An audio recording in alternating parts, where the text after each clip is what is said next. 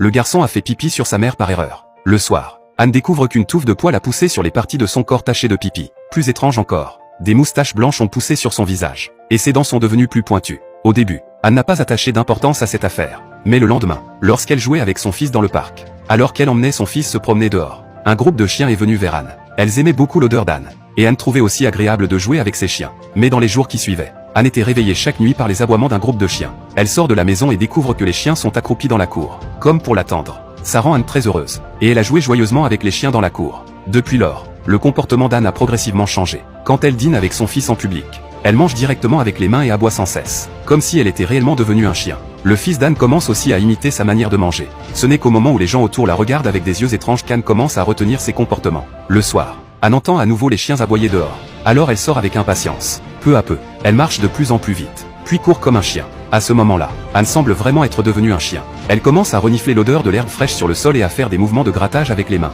Ensuite, Anne devient complètement un chien et commence à courir librement dans la rue. Après avoir croisé un lapin, elle réveille son instinct de chasse, et enterre le lapin qu'elle a chassé dans le trou qu'elle a creusé tout à l'heure. Ensuite, Anne rentre vite chez elle et redevient un être humain normal. Mais juste quand elle se lave la boue du corps, son mari entre dans la salle de bain, voyant la boue sur Anne. Il demande avec curiosité où elle est allée. Anne doit mentir et dire qu'elle est tombée pendant sa course. Le lendemain, après que son mari est parti travailler, Anne commence à apprendre à son fils des comportements de chien. Il joue non seulement à quatre pattes par terre, mais mange aussi dans des gamelles.